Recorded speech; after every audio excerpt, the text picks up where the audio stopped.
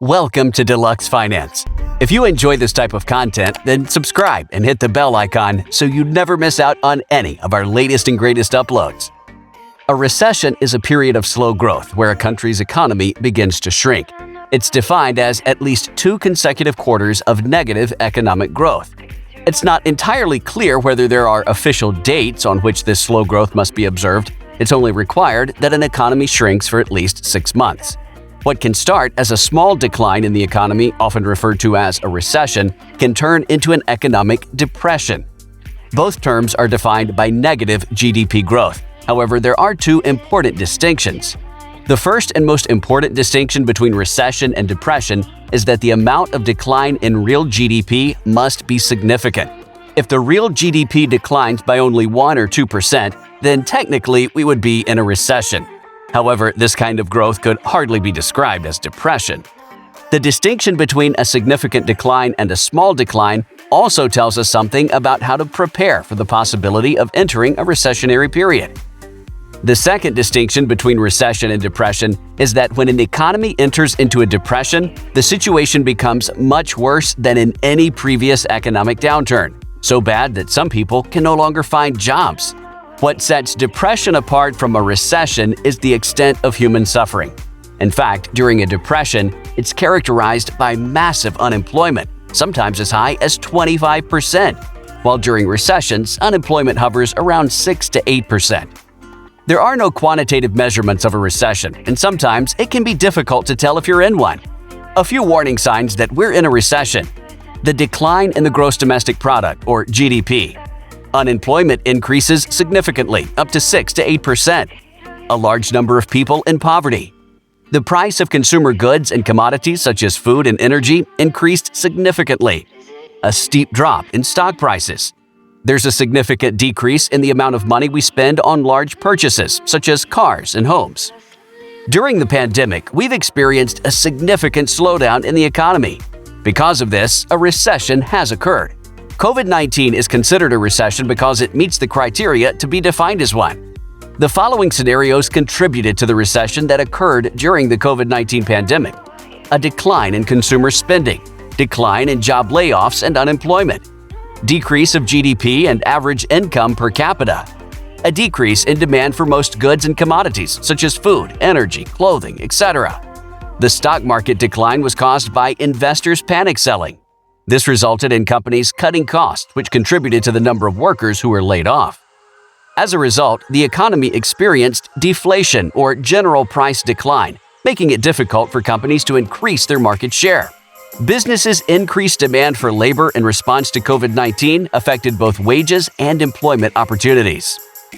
The effects of the recession are wide-ranging and can have long-term implications for the economy, including reduced overall economic activity, revenue shortfalls in local government budgets due to reduced tax revenue, hiring freezes, layoffs, or other cutbacks by employers to reduce operating costs, decreased consumer spending. People spend less money on luxury items or services. Rises in the unemployment rate.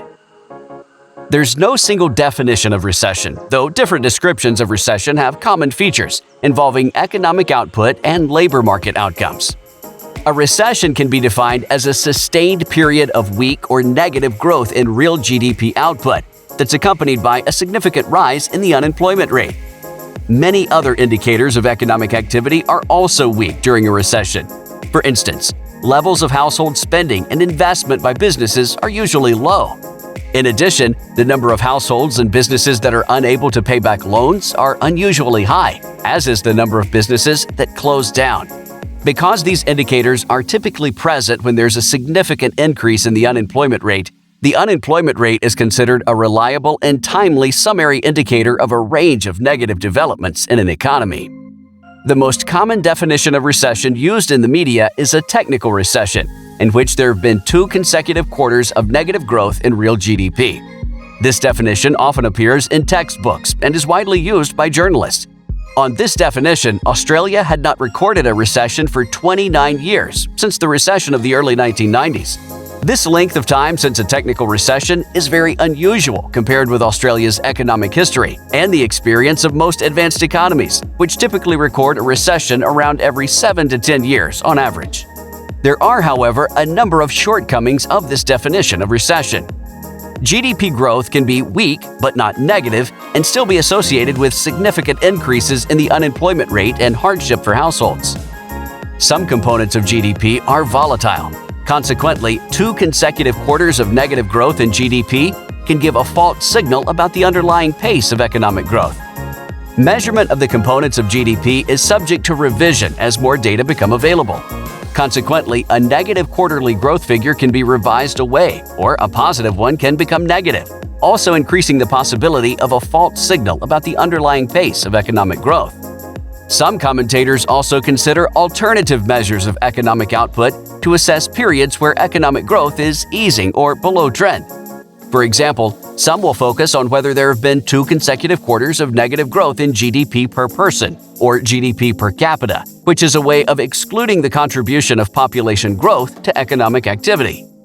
Other commentators focus on consecutive quarters of negative growth in GDP, excluding some volatile parts of the economy, such as the farm sector, so as to avoid the effects of volatile movements on the pattern of economic growth.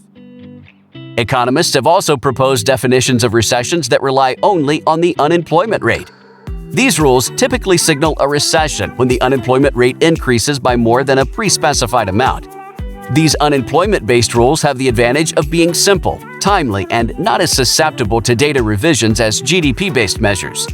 However, the main limitation of unemployment-based rules is that the unemployment rate might not always capture a deterioration in other economic indicators, such as underemployment. As with recession, there's no single definition of a depression. However, a depression can be thought of as a much bigger version of a recession, both in terms of scale and duration. Consequently, in a depression, there are periods of falling output and high unemployment rates that persist for a number of years. The scale and duration of a depression means that there are often negative economic outcomes that are experienced in many countries around the world. So some definitions of depression say that it's a severe recession that occurs in one or more economies. And with that, we've reached the end of this video all about what a recession is. If you enjoyed this video and found it helpful, don't forget to leave a like and subscribe for more content just like it.